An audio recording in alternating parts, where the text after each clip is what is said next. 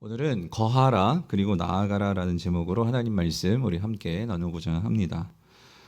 지난 주일에도 말씀드렸지만 이 요한복음 13장부터 17장까지는 이제 예수님께서 십자가 사건, 십자가의 죽으심을 앞두고 이제 제자들을 한 다락방에 모이게 하셔서 마지막으로 주신 말씀, 설교라고도 할 수 있고 유언이라고도 할 수 있고 그 말씀이 이제 13장부터 17장까지 기록된 말씀입니다. 그래서 이거를 다락방 강화, 다락방에서 하셨다 그래서 혹은 다락방 설교 이렇게 말하기도 하지만 또 혹자는 마지막으로 주님께서 제자들에게 가르쳐 주신 말씀, 그래서 이거를 고별 설교라고 그렇게 말하기도 합니다.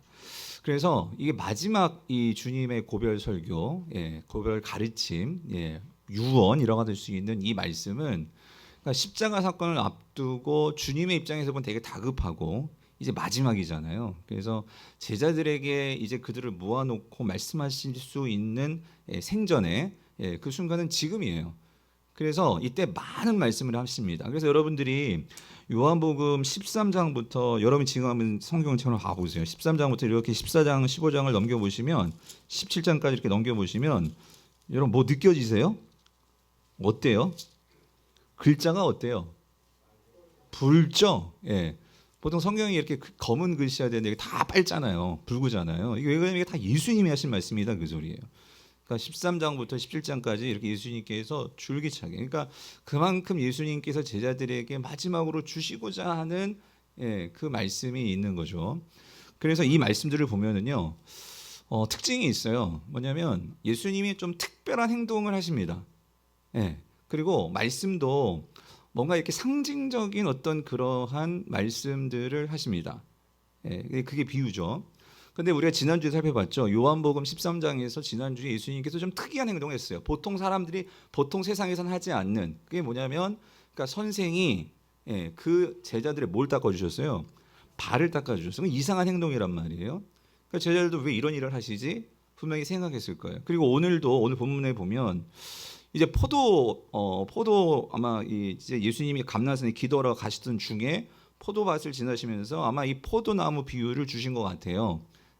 그래서 왜 이 포도나무 비유를 또 주신 것일까?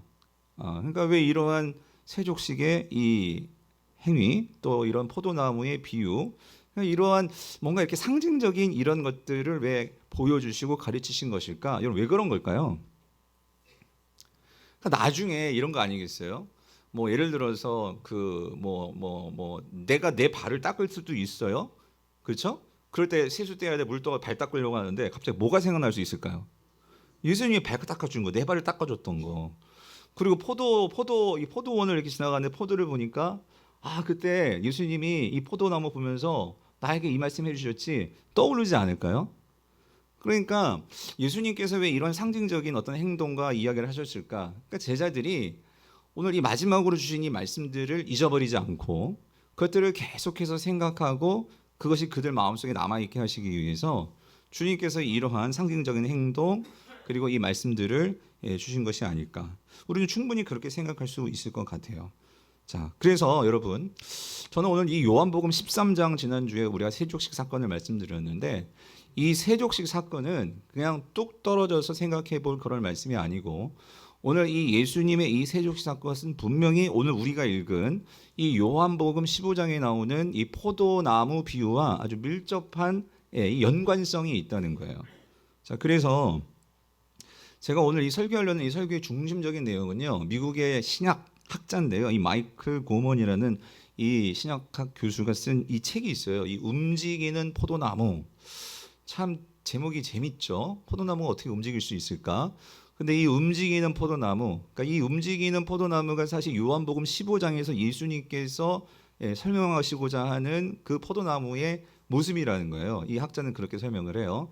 근데 사실 이거는 이제 책 속에 있는 내용을 그 한 부분을 따온 거고 번역자가 진짜 제목은 오늘 제가 설교 제목으로 삼은 이 제목이에요. 영어로는 abide and go. 다시 말하면 거하라 그리고 나아가라. 이게 원래 이 책 제목이거든요.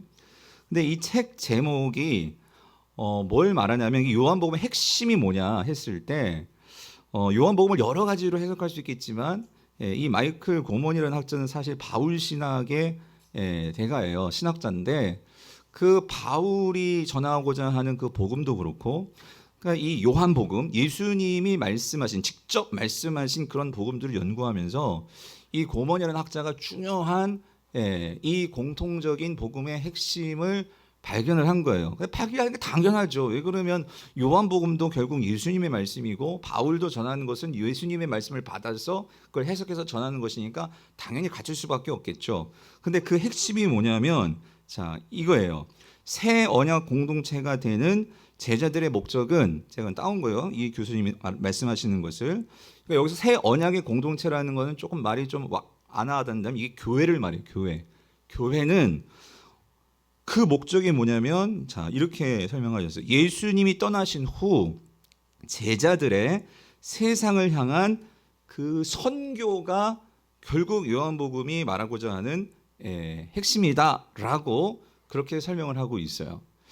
제가 오늘 여기서 어떤 부분에서는 조금 여러분들이 뭐 그렇게 많이 어렵지는 않으실 거예요. 하지만 오늘 이 교수님이 이 요한복음을 잘 그 핵심을 뽑아내었어요. 이거를 제가 여러분들께 소개하는 것은, 제가 어제 한 사건이 있었어요. 뭐냐면은 어제 점심 때 이제 제가 좀 허리가 좀 아파 병원에 가려고 했는데 여기 딱 그 교육관 앞에서 누굴 만나냐면 그 신천지 두 분이 그 저희 그 편지함에다가 소식들을 넣는 그 현장을 제가 목격을 한 거예요. 그래가지고 누구시냐고 하니까 그분들도 딱 저를 알아보라고, 담임 목사님이냐고, 예 그렇다고. 그래가지고 그분들과 한 30분을 제가 얘기를 나눴어요. 요한계시록에 관해서. 그래가지고 막 이걸 얘기를 하는데, 그러니까 저도 요한계시록 공부하고 가르쳤잖아요. 그러니까 알 만큼 안다 생각해가지고 얘기를 하는데 결국은 30분 결론이 안 났어요. 예. 왜 그러냐면 그러니까 이분들은 어떻게든지 저를 전도하려고 하는 거예요. 뭐냐면은 자기들이 요한계시록의 실상을 안다 그 소리예요. 그리고 제가 안타까웠던 건 뭐냐면은, 그러니까 자기들만 요한계시록의 실상을 알고 자기들이 맞고, 그리고 우리의 유일한 한 목자, 거기서 그렇게 말하죠. 한 목자는 누구? 근데 거기서 한 목자는 누구예요? 이만희 선생님이에요. 그래서 이거를 하나씩 설명하면서 그래서 그러는 거예요. 거기서 이만희 선생님은 결코 죽지 않는데요. 그래서 아니 어떻게 인간이 죽지 않냐고 하면서부터 영생은 뭐냐부터 시작해가지고 얘기를 나누다가 제가 참 뭐가 마음이 아팠냐면, 나이대가 우리 교회 딱 그 한 60대 우리 권사님들이 계시잖아요. 여기 이순화 권사님이나 그 정도 나이대시는 두 분이 그 더운 그 오후 시간에 땀 뻘뻘뻘 흘리면서 그거를 전하려고, 그냥 그 열심은 정말 너무나 마음이 감동이었는데, 제가 한번 뭘 반성을 했냐면, 그분들이 왜 거기 갔을까? 제대로 알고 싶은 거예요, 성경을. 그죠? 근데 이게 제대로 가르쳐지지 않고 기존 교회에서 그런 부분들이 부족하다 보니 그분들은 진짜 실상을 봤다는 거예요. 그러니까 얼마나 그게 좋으면 담임 목사에게까지 붙들어 놓고 그걸 갖고 얘기를 할까? 제가 그런 생각이 들었는데, 제가 오늘 여러분들에게 제가 이 교수님이 말씀하신 바 이 요한계시록을 이제 그 핵심을 설명을 하시는데, 오늘 우리 성도님들이 가령 이런 거예요. 여기서 말하는 이 거하다 가라라는 그 의미가 뭘까? 이건 딴 게 아니라 성경에서 예수님이 말씀하신 그 말씀을 그대로 갖고 오신 거고, 그리고 이 책의 부제를 보면 부제가 이렇게 쓰여 있어요. 이 부제가 뭐냐면 요한복음에 나타난 선교적 영성이라고. 그러니까 이 교수님은 이 요한복음이 뭘 말하는지를 요 문구에 다 담아서 표현을 한 거예요. 그런데 조금 어려울 수 있죠. 왜냐하면 요한복음에 나타난 선교적 영성이라고 하면 여기서 여러분들이 그러면 선교가 무슨 의미냐를 정확하게 이해를 해야 된단 말이에요. 근데 여러분이 제가 선교하면 한번 딱 뭐가 떠오르세요? 뭐가 선교예요? 뭐가 떠오르세요? 권사님 선교하셔야죠. 딱 얘기하면 여러분 뭘 떠올리세요? 우리는 뭔가 해외에 복음 들고 이제 여름에 뭐 해외 선교를 간다거나 이걸 생각한단 말이에요. 맞아요. 그게 선교의 행위고 선교의 한 부분으로서 우리가 정말 그 하나님의 마음을 가지고 복음을 가지고 그 복음을 전하기 위해서 가는 거 선교 맞아요. 근데 그건 선교의 한 부분이고요. 정말 성경에서 말하는 선교가 뭐냐는 거예요. 그런데 그 선교가 요한복음 안에 선교하시는 하나님의 모습이 나타나요. 그러면 우리가 그걸 통해서 진짜 선교가 뭔지를 제대로 이해를 해야 뭐 2단이건 3단이건 이망이건 저만이건 와서 뭐라고 해도 우리가 거기에 흔들리지 않고 명확하게 분별을 할 수 있는데, 우리가 거기에 대한 기준이 없으면 이게 맞다고 이게 말을 하면 거기에 다 어떻게 넘어가게 되고 이런 일들이 생긴다는 거예요. 또 한 가지, 여기서 이분이 선교적 영성이라고 했는데 요즘 이렇게 주변에 보면은요, 뭐 영성이라는 단어들을 많이 써요. 근데 사실 이 영성이라는 것을 우리가 이 기독교에만 쓰지 않고 요즘은요, 모든 종교, 모든 뭐 다신교, 모든 곳에서 무슨 영성이라는 단어를 많이 쓰는데, 근데 여러분 영성이라는 단어 들어봤죠? 네, 도대체 영성이 뭐예요? 영적인 거? 영적인 게 어떤 게 영적인 거예요? 그래서 사실 이 영성이라는 단어도 우리가 기독교적 영성이라고 한다면, 여러분 영성은요, 이거는 내가 그러니까 하나님을 경험하는 거예요. 영성이라고 한다면, 그러니까 하나님을 체험하는 거죠. 그런데 이 하나님을 체험하는 것을, 그래서 이 책에서는 이거를 영어 단어에 데우시스라는 단어가 있어요. 이 데우시스라는 단어가, 이 단어의 뜻은, 그래서 이것도 번역하기가 참 힘들어요. 그래서 우리나라 말로는 신성, 뭐 신성화 이렇게 번역을 하는데, 그러니까 여러분 이거예요. 그러니까 하나님을 경험한다고 할 때도 이게 참 어떻게 잘못되면 너무 위험할 수가 있는 거예요. 예를 들어서 그거예요. 이만희 씨가 자기는, 그러니까 그분들이 어제 말하는 게 그거예요. 우리 안에 성령님이 다 있잖아요. 그 하나님께서 우리가 성령님을 넣어주셔서 오늘 저도 성령님이 제 안에 계셔서 저도 성경을 읽고 연구하고 묵상하고 교회의 전통 속에서 많은 성령을 받은 사람들이 예수님을 생각하고 묵상하고 경험한 것들을 교회 전통 속에서 전해줘서 나도 그거를 공부하고 읽고 그리고 또 분별하고 생각하면서 또 기도하면서 오늘 우리 성도들에게 어떤 말씀을 나눠야 될지 묵상할 때 성령께서 인도하시고 감동하셔서 저에게 설교문을 쓰게 하시고 그거를 오늘 설교하잖아요. 그렇죠? 여러분들도 큐티 하시고 하나님의 말씀을 공부해가고 묵상하고 하면서 성경을 알아가고 그러잖아요. 근데 문제는, 이 신천지의 문제는 이 모든 하나님의 그 계시와 이 모든 것들은 누구에만 있을까요? 이만희에게만 있다 그 소리예요. 이게 물론 그분들도 성령이 있다는 걸 인정하는데, 그러니까 무슨 말이냐면 그러한 하나님께서 주신 이러한 말씀들, 그 말씀들을 내가 이해하고 받고 하는 부분에 있어서 모든 것들이 한 사람에게 집중이 되고, 그리고 왜 그러냐면 그분은요 직통으로 받았다는 거예요. 근데 물어봤지, 그게 직통으로 받았는지 안 받았는지 그걸 어떻게 증명할 수 있냐고. 예. 왜냐하면 제가 만약에 그런 말했어요. 내가 만약에 자매님, 내가 어제 만약에 정말 산기도 가가지고 40일 기도해가지고 뭔가 받았단 말이에요. 그러면 내가 받았으니까 나만 특별하냐? 이게 참 위험한 일이다 그 소리죠. 여기에 대한 분별이 필요한 거고. 예. 그래서 제가 오늘 초두에 이걸 할까 얘기할까 말까 하다가 왜 말씀을 드리냐면, 제가 이런 부분에서요, 우리가 참 어떤 정의를 잘 이해하지 못하면 우리가 이렇게 잘못된 어떤 이단이나 그런 가르침이 왔을 때 거기에 그냥 압도되거나 거기에 끌려가는 경우가 참 많단 말이죠. 결론부터 말씀드릴게요. 그래서 이 영성이라는 단어가 왜 중요하냐면 오늘 요한복음에도 나오거든요. 뭐냐면 너희가 내 안에 거하고 이런 말씀이 나온단 말이에요. 그죠? 그럼 제가 질문해 볼게요. 여러분, 예수님이 말씀하세요. 너희들이 내 안에 거하고, 예수님 안에 거하고, 그리고 내가 너희 안에 거하고 그랬는데, 여러분이 어떻게 예수님 안에 거해요? 여러분, 내가 어떻게 예수님 안에 거합니까? 이게 참 신비한 거예요. 예수님께서 참 신비한 말씀을 하신 거예요 오늘. 근데 사실 제자들은 정말 예수님과 거했죠. 같이 밥 먹고 같이 자고 함께 하고 그랬잖아요. 근데 올해는 예수님과 오늘 함께 거합니까? 예수님 지금 하늘나라 가셨잖아요. 그런데 오늘 우리가 주님 안에 거하고, 사도 바울은 우리가 그리스도 안에 있다 이런 표현을 쓰잖아요. 그리스도 안에 있고. 그러니까 이게 무슨 말이냐는 거예요. 그러니까 그거를 표현할 수 있는 단어가 영성이거든요. 영성인데, 그러면 이 영성이라는 단어를 오늘 우리가 기독교적으로 성경에서 주님께서 말씀하신 이 영성이라는 단어를 우리 상황에서 우리가 잘 해석해서 이거를 제대로 이해한다면 어떤 결론을 내고 뭐라고 말할 수 있을까? 제가 성경을 공부하고 연구하면서 분명하게 여러분도 알고 있는 단어예요. 그건 뭐냐면은요. 여러분, 내가 주님 안에 있다는 것은 도대체 뭘 의미하는 걸까요? 주님을 닮는 거예요. 주님을 닮는 거.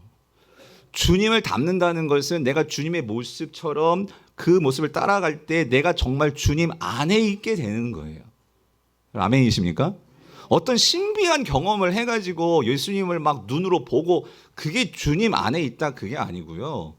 내가 그 주님의 말씀을 통해 그 말씀을 듣고 그 말씀을 가지고 주님의 삶으로 주님을 닮아가는 것 자체가 내가 그리스도 안에 있는 것이고, 그리고 그래서 주님과 함께 그 주님을 체험하는 그 과정이 이게 영성이라는 거죠.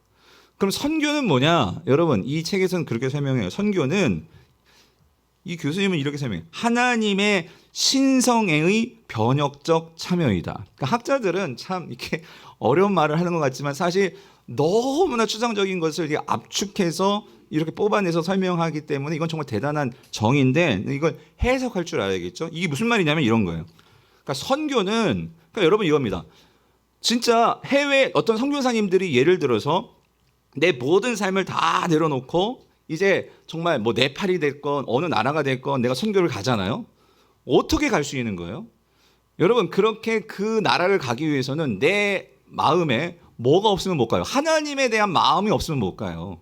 하나님에 대한 사랑이 없으면 못 가요.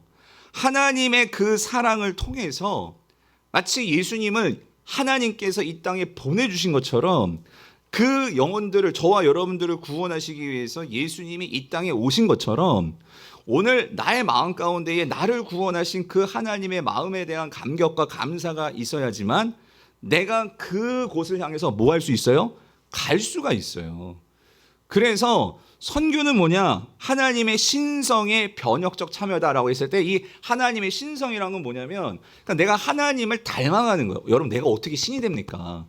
우리는 내가 신이 되는 게 아니라 하나님을 닮아가고 그 하나님의 마음을 내 마음속에 품게 되고, 그렇게 되면 내가 하나님의 마음을 품게 되면 우리의 삶이 달라질 수밖에 없어요. 예전에는 나만 생각하고 나중심적이고 그런 삶을 살았는데 하나님의 마음이 내 안에 들어와 내가 그 사랑을 알고 그 은혜를 깨닫게 되면 어떻게 변합니까? 그러니까 이게 변혁적인 참여다. 즉 하나님의 그 마음, 하나님의 그 꿈, 하나님의 그 생각에 나의 삶을 어때요? 이제 그 삶에 맞추게 되는 거예요. 참여하게 되는 거예요. 여러분, 그게 선교다 그 소리예요. 선교. 예, 이해되십니까? 그래서 제가 이거를 오늘 본문을 통해서 이제 하나씩을 이제 살펴볼 건데, 자, 이렇습니다. 지난주에 예수님께서 이제 제자들의 이 발을 닦아주셨단 말이에요. 그랬을 때 예수님께서 제자들의 발을 닦아주시는 그 세족식의 의미가 뭐였죠? 의미가 뭐였어요? 세족식은 뭘 상징하는 거였죠? 예수님의 십자가를 상징하는 거였어요.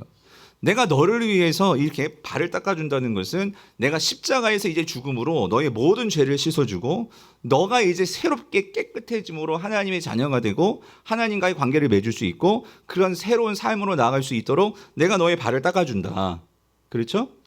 그러면서 예수님께서 그렇게 말씀하셨죠. 그런데 내가 발 닦아주고 끝나는 게 아니라 뭐라고 말씀하셨냐면 내가 너희의 발을 닦아주는 것처럼 뭐라고 말씀하세요? 너희들도 이렇게 어떻게 행해라 라고 말씀하셨어요.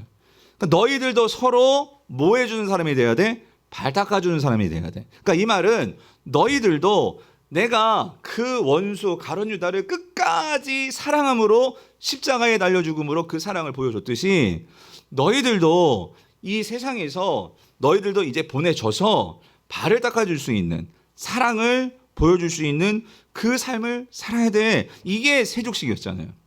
그런데 오늘 요한복음에서 여러분 요한복음 15장의 오늘 비유는요. 내용은 그거예요. 하나님이 농부시고요. 포도나무가 있어요. 근데 그 포도나무가 누구예요? 예수님이에요. 예수님. 그리고 우리는 뭐예요? 그 포도나무의 가지죠. 가지. 그래서 여러분 가지는요. 반드시 뭘 맺어야 돼요? 열매를 맺어야 돼요. 열매를. 그러면 가지가 열매를 맺으려면 가지는 포도나무에 어떻게 되어 있어야 돼요? 딱 붙어 있어야 돼요. 그렇죠? 딱 붙어 있어야지만 그 가지가 열매를 맺습니다. 그래서 예수님께서 이 그림을 가지고 이제 예수님과 제자들의 관계를 설명을 하는 거예요. 딱 붙어 있는 것을 이제 오늘 본문에서는 어떤 단어를 쓰냐면 거하다라는 단어를 쓰는 거예요. 너희들이 내 안에 거해야 돼. 그래서 이게 헬라어로 메노인데 이 메노라는 단어가 17절까지 11번 있어요. 11번이. 거해라 거해라 거해라 거해라. 이 단어를 계속해서 주님께서 말씀을 하십니다. 그러니까 너희들이 내 안에 거해야지만 그 거할 때 너희들의 삶에서 뭐가 생긴다는 거예요? 열매가 생긴다. 열매를 맺게 된다. 주님께서 말씀을 하시죠. 그래서 자 보세요. 그럼 제가 여러분 질문할게요. 다시 한번. 내가 예수님 안에 거한다라는 거, 그러니까 딱 달라붙어 있다는 거, 내가 예수님 안에 거한다라는 것이 구체적으로 뭐 어떻게 하는 게 거하는 거예요?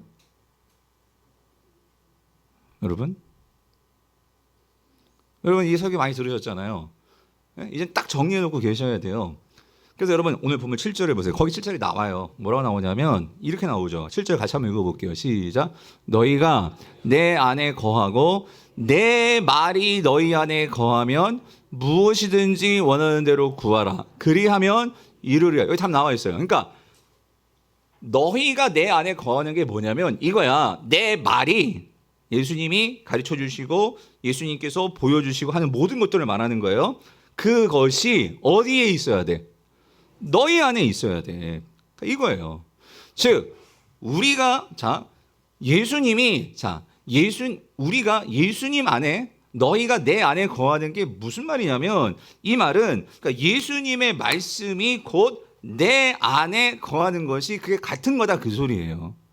그래서 여기 예수님의 말씀이 내 안에 거한다 이 말은 뭐냐면 이건 무슨 말이죠? 그러니까 예수님께서 제자들에게 하신 말씀과 가르침을 내가 뭐 하는 거예요? 받아들이는 거예요.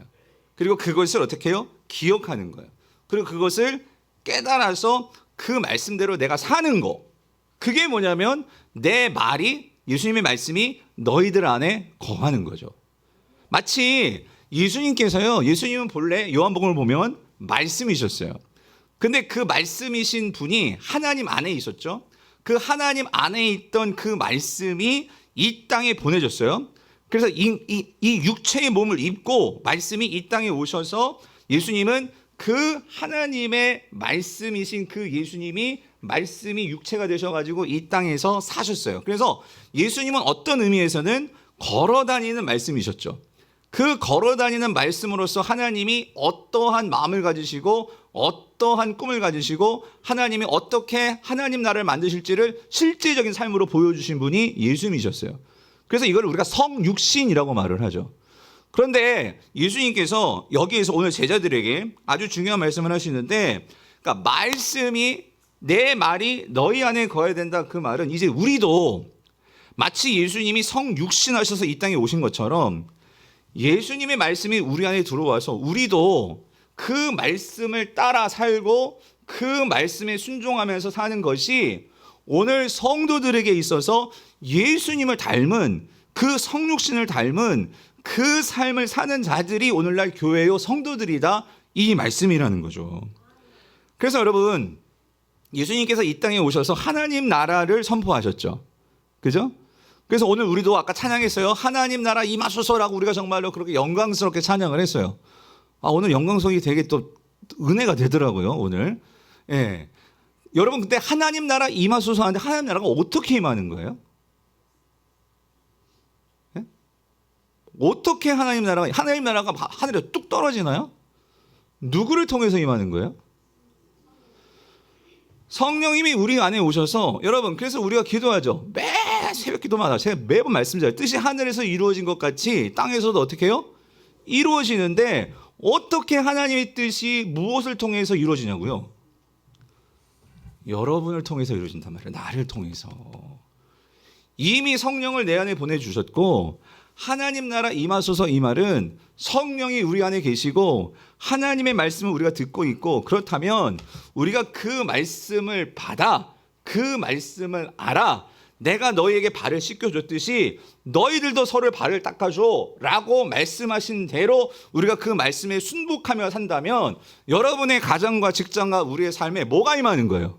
하나님의 나라가 임하게 된다는 거예요.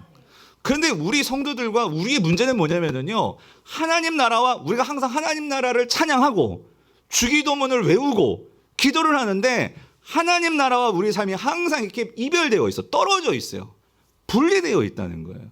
여러분, 그래서는 하나님 나라가 임하지를 않습니다.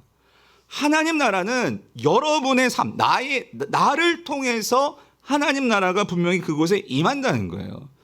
그래서 오늘 내 말이 너희 안에 거하면, 이 말은 무슨 말이냐면 예수님의 말씀이 내 삶에 있어서 내가 그 말씀을 따라 사는 거예요. 다시 말하면 그 예수님의 말씀이 나를 다스리는 거예요. 여러분 한번 여쭤볼게요.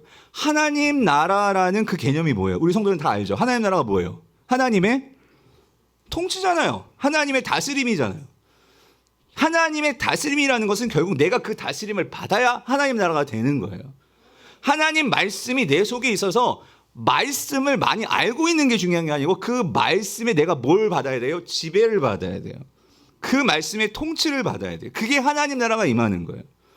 오늘 우리의 문제는 하나님 나라가 이미 예수님이 임했다라고 말하지만 우리가 그 하나님의 통치와 다스림을 아는데도, 매주일 우리가 말씀을 듣고 우리가 기록하고 하는데도 문제는 우리가 그걸 따르지 않아요. 하나님 나라의 그 삶이 그러니까 나타나지를 않는다 그 소리죠. 그러니까 뭐가 없는 거냐? 고로 열매가 없다 그 소리, 열매가. 근데 예수님이 말씀하셨죠.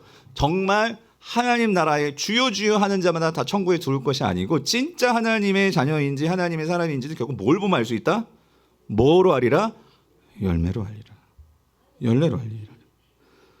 그래서 여러분 오늘 이 본문 보세요. 너희가 내 안에 거하고 내 말이 너희 안에 거하면, 그 다음 보세요. 무엇이든지 원하는 대로 어떻게 해요? 구하라. 그리하면 어떻게 된다? 이루어지리라. 그러니까 여기서도 이 무엇이든지가요, 그러니까 어떤 나의 욕심과 나의 욕망과 나중심적이고 이기적인 거, 그 모든 것이 무엇이든지 이루어진다 그 얘기가 아니고, 여러분 생각해 보세요. 내가 하나님 안에 있고 내가 주님 안에 있고, 그래서 주님의 말씀이 내 안에 있어요. 정말 그 말씀을 내가 정말로 주님의 말씀으로 받아서 그 말씀으로 살아요. 그러면 그 주의 말씀은 오늘 하나님의 뜻과 하나님의 생각이 뭔지를 깨닫게 해줘요. 그러면 그것을 정말 내가 깨닫게 되면 나의 삶을 어떻게 해요? 그 주님의 말씀에 맞출 수밖에 없어요. 따라갈 수밖에 없어요. 그러면 당연히 내가 뭘 구하게 되죠? 주님의 나라와 주님의 의를 구할 수밖에 없어요. 그럴 때 하나님은 그 모든 것을 이루어 주신다라고 마태복음에서 말씀하셨고 오늘 예수님도 말씀하시는 거예요. 먼저 그의 나라와 그의 의를 구할 때 모든 것을 이루어 주리라, 그 말씀이 무엇이든지 원하는 대로 내가 다 이루어 줄게, 이 말이죠. 정리하면 여기서 무엇이든지는요, 이게 뭐냐면 결국 열매 맺는 삶이에요. 너희들이 열매 맺는 삶을 산다면 내가 무엇이든지 내가 다 이룰 수 있도록 뒤에서 밀어줄게, 이 말이란 말이죠. 그래서 오늘 8절을 보세요. 8절 분명히 이렇게 말씀하시죠. 너희가 열매를 그래서 많이 맺으면, 보세요, 내 아버지께서 뭘 받으신대요? 영광을 받는다. 이 말은 아버지가 기뻐하신다 그 소리예요. 왜?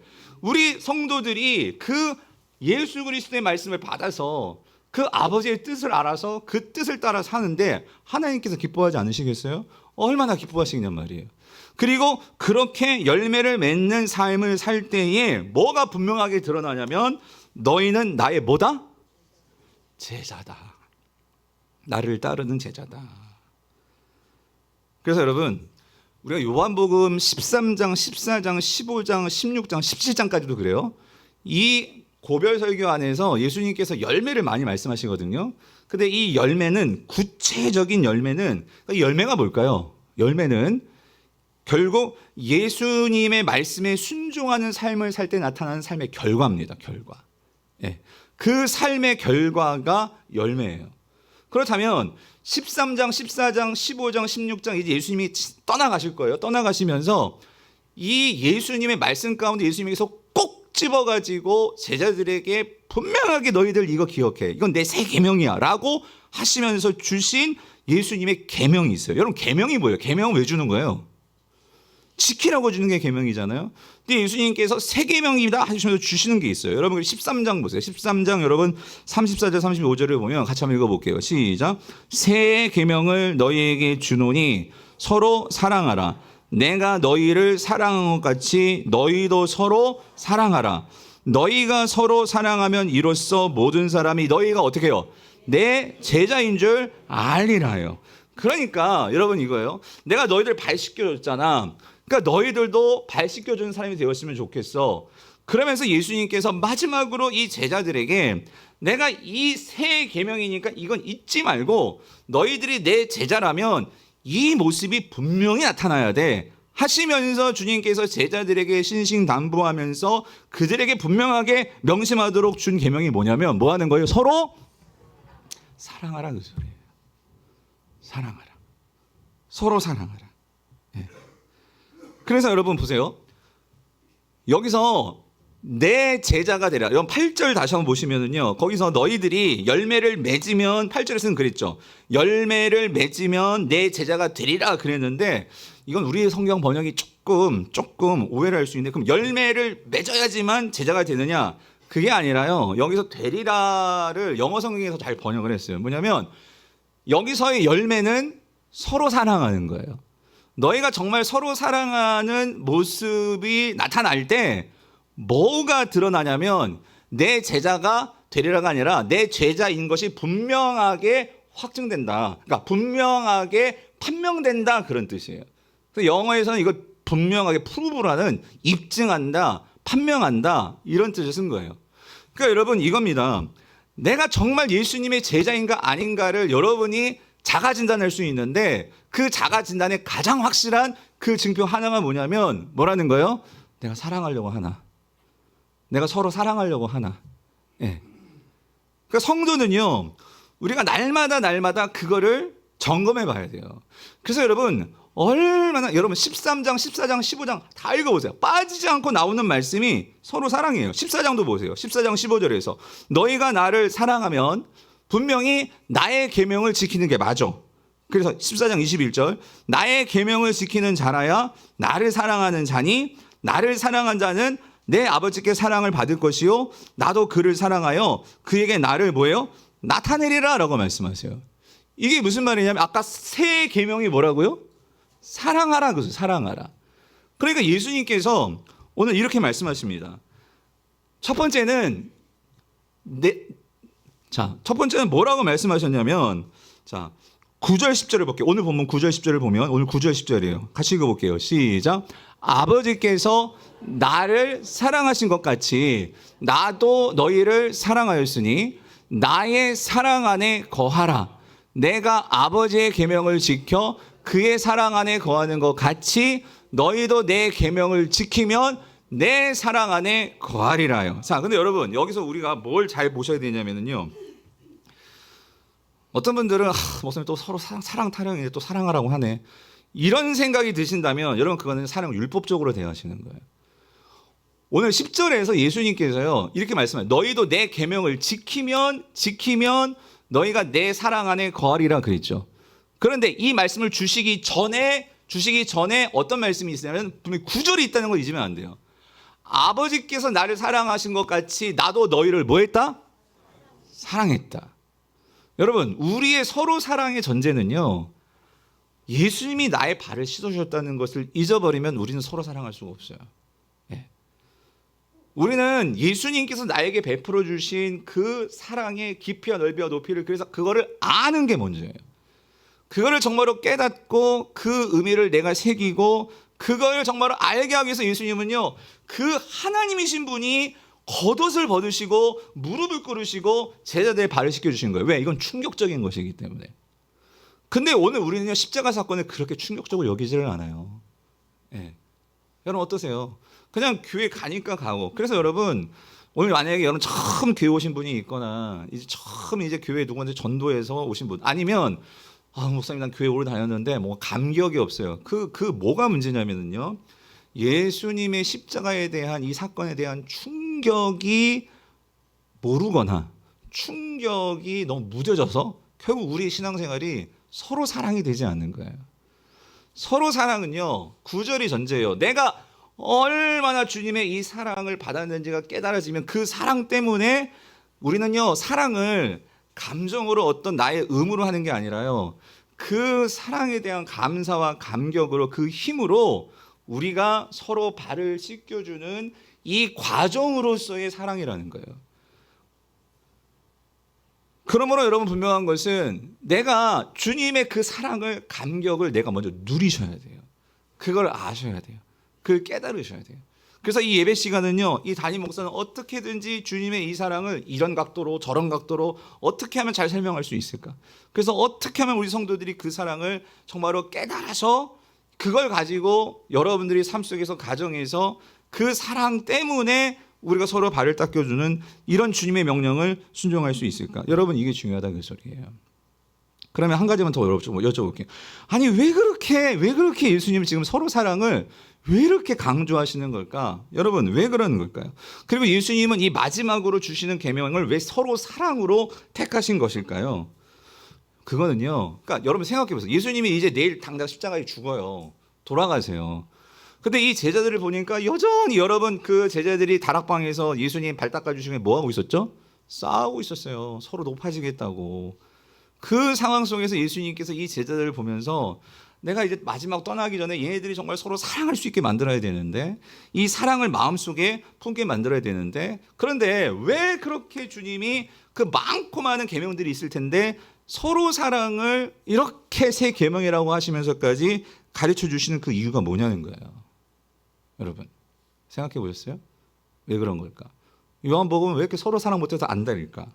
예수님은 왜 그러냐면요, 여러분 이렇습니다. 서로 사랑은요, 그렇게 우리가 제자 훈련하면서 우리가 그렇게 신앙생활하면서 우리의 가장 중요한 목표인 예수님을 닮아가는 지름길이기 때문이라는 거예요. 예. 하나님을 닮아가고 싶으십니까? 아멘이십니까? 예수님을 닮고 싶으십니까? 그 지름길이 뭐냐면요, 서로 사랑을 위해서 나의 삶에 이 모든 방향과 삶의 그 모습을 맞춰가는 거예요. 그게 서로 사랑이라는 거예요. 그래서 여러분 보십시오. 하나님은 본래 본성이 사랑이시잖아요. 그래서 성부, 성자, 성령이 그 세 분이 나 잘났다가 아니라 다 하나님이신데 그분이 그 사랑 안에 연합되어 있으니까 한 분 하나님이라고 우리가 말할 수 있을 정도로 삼위일체의 하나님이시잖아요. 그래서 하나님은 그 삼위일체의 속성이 사랑일 수밖에 없는 거예요.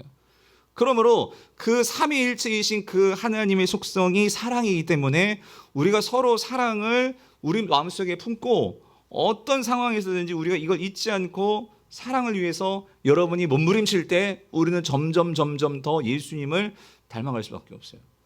또 한 가지, 예수님께서 그렇게 하나님의 서로 사랑을 말씀하신 것은요, 하나님은요 그렇게 서로 사랑하시기 때문에 이 하나님의 사랑은요 뭐하고 연결되냐면, 그것은요 하나님의 이 보내심과 연결이 되어 있어요. 이게 무슨 말이냐면, 여러분 이렇습니다. 하나님께서는요 결국은 우리를 사랑하시기 때문에 뭐 하시냐면 선교하십니다. 그러니까 선교라는 게, 다시 한번 말씀드립니다, 하나님의 선교라는 것은 이건 하나님의 속성이에요. 속성. 우리를 사랑하시기 때문에 하나님이 우리를 사랑하신다는 것을 어떻게 보여주시냐면, 하나님은요 보내시는 하나님의 모습으로 보여주십니다. 이게 쉽게 말하면 이런 거예요. 내가 뭔가를, 내가 가지고 있는 것을 보내줄 수 있는 게 진짜 사랑이다, 그 소리예요. 내가 가지고 있는 어떤 돈을 다른 어른 형제에게 보내줄 수 있는 게 그게 서로 사랑이라는 거예요. 내가 가지고 있는 어떤 힘을 다른 사람을 위해서 내가 쓸 수 있는 게 그게 사랑이라는 거예요. 내가 가지고 있는 시간을 나만을 위해서 쓰는 게 아니고 그 시간을 누군가에게 나눠줄 수 있도록 내 시간을 나눠주는 게 그게 사랑이라는 거예요. 여러분, 사랑하지 않으면 결코 내가 움직이지 않습니다. 사랑하지 않으면 그냥 돈으로 사람들을 시키던가 그러지, 내가 진짜 사랑해야지만 내가 어디 가요? 여러분 연애 때 생각해 보세요. 내가 진짜 사랑하니까 그 사람 만나려고 부산도 가고 어떤 사람은 막 비행기 타고 캐나다까지 가더라고요. 사랑하기 때문에 내가 가는 거예요. 그런데 하나님께서 뭘 하셨냐? 요한복음 3장 16절을 보세요. 여기 보시면 하나님께서 보내시는 하나님이라는 것이 그 사랑이 결국 보내는 거구나 분명히 알 수 있어요. 하나님이 세상을 이처럼 뭐예요? 사랑하사 독생자를 어때요? 주셨으니 그랬잖아요. 근데 이 주다, 이 디돔이라는 이 동사를 자세히 보면은요, 준다는 것은 내가 가지고 있는 것을 뭐 하는 거예요? 보내는 거예요. 보내는 거예요. 정확하게 번역하면 하나님이 세상을 이처럼 사랑하사 독생자를 어떻게 한 거예요? 보내준 거예요. 보내준 거. 독생자는 하나밖에 없다라는 이 번역의 독생자라는 의미는 그만큼 하나님께서 예수님을 사랑하세요. 그런데 그 사랑을 저와 여러분들이 사랑을 모르니까, 우리가 서로 사랑하지를 못하니까 그 사랑이 뭔지를 알 수 있도록 예수를 우리에게 보내주셨다, 그 소리예요. 그래서 그 예수 그리스도가 십자가에서 죽으셨고 그 예수 그리스도를 바라보며 믿고 따라가는 자들이 교회입니다. 그런데 만약에 교회 안에서 우리가 서로 사랑하지 못한다? 아니, 서로 사랑하려고 애쓰지 않는다? 내 생각과 다르고 내 주장과 다르고 내 모습과 다르고 해서 그것을 벽치고 그거를 원수 삼고 그런다. 여러분, 그거는요, 우리가 하나님을 모독하는 거예요. 하나님의 사랑을 거부하는 거예요. 하나님의 사랑을 무시하는 거예요. 여러분, 이 서로 사랑을 그냥 어떤 윤리적으로 정말 접근하지 않으셨으면 좋겠어요, 우리 성도들은. 이거는 정말 우리가 받은 사랑이 너무 크기 때문에 그 사랑을 안다면 우리는 힘들죠. 서로 사랑한다. 여러분, 내가요, 가만히 있는 게 편하지 내가 움직이려고 해보세요. 이거 얼마나 힘듭니까? 그런데 내가 움직일 수밖에 없는 이유는, 여러분, 우리가 동방예의지국인데 나보다 뭐 나이가 많은 연장자거나 그런 좀 중요한 분이 오시면 우리 이렇게 방바닥에 앉아 있다가도 어떡합니까? 그게 예의 아니에요? 근데 하나님이 우리를 위해서 보내셔가지고 오고 계시는데 나 못해요, 배째요, 뭐 이런다면 여러분, 그건 성도가 아니죠. 예. 그러므로 하나님께서요, 이 세상에 교회를 세우시는 이유가 뭐냐? 오늘 본문에 보내시는 하나님, 우리를 향해서 우리가 어떤 사명을 받았는지가 분명히 나타나요. 16절 보세요. 16절 같이 읽어볼게요. 시작. 너희가 나를 택한 것이 아니요 내가 너희를 택하여 세웠나니 이는 너희로 어때요? 가서. 여러분, 이 단어에 동그라미. 저는요, 이 미국에서 공부할 때요, 그때 깨달았는데요, 여기서요, 그냥 여기서 가서라는 단어가 왜 들어갔을까를 정말 그때는 깨닫지를 못했어요. 왜냐하면 여기서 가서라는 단어가 빠져도요, 그냥 너희로 열매를 맺게 하고 해도 얼마든지 얘기가 돼요. 말이 돼요. 근데 갑자기 어느 순간인가 열매 앞에 가서라는 단어가 나오더라고요. 여러분, 15장을 다시 한번 집에 가서 꼭 한번 읽어보세요. 갑자기 열매를 맺는데 가서라는 단어를 결론 부분에서 나와요. 그래서 너희로 가서 열매를 맺게 하고 또 너희 열매가 항상 있게 하여 내 이름으로 아버지께 무엇을 구하든지 다 받게 함이라고 말씀하세요.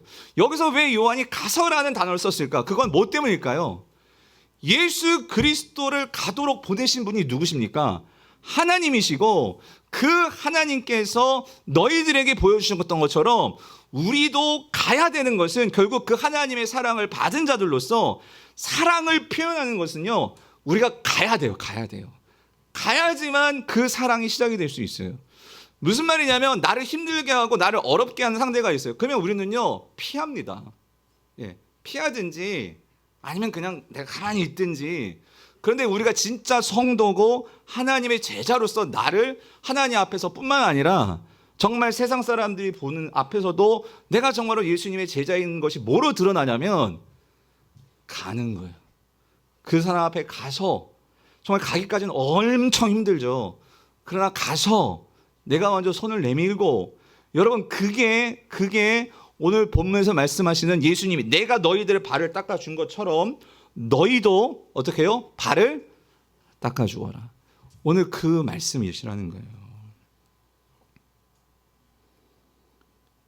오늘 어떤 누구도 우리가 이 예수님의 이 말씀에서, 사실 우리가 정말 이 예수님이 내일 죽으시는 십자가 앞에서 제자들에게 이 말씀을 주시는 주님의 심정을 느낀다면, 여러분, 우리는요, 정말 이 열매를 맺어서 주님께 기쁨을 드리는 그 성도의 사명, 우리가 잊을 수 없겠죠. 그래서 성도님들, 서로 사랑의 가장 큰 이 열매의 그 결과는 뭐냐면요, 그게 용서입니다. 용서. 그러니까 이 자기를 내어주는, 예수님이 이 땅에 오셔서 자기를 완전히 내어주는 그 사랑의 결과의 열매는 결국 용서였어요. 용서. 그 용서 때문에 오늘 우리가 이렇게 주님 앞에 나와서 예배를 드릴 수가 있는 거죠. 그래서 여러분, 한 가지, 내가 정말 이 서로 사랑을 통해서 용서로 나간다는 것은 뭘 드러내는 거냐면, 예수님이 나의 진짜 주인이시구나 하는 것이 드러나는 증표가 용서입니다. 용서. 예. 그리고 그 용서를 할 때 진정으로 거기로부터 나는 뭐가 되냐면 자유함을 얻을 수가 있어요. 우리가 용서하지 못할 때 항상 내 마음 가운데 그 문제가 나를 결국 나의 신앙과 하나님과의 관계를 막는 게 걸림돌이 되는 거예요. 이번 설교를 준비하면서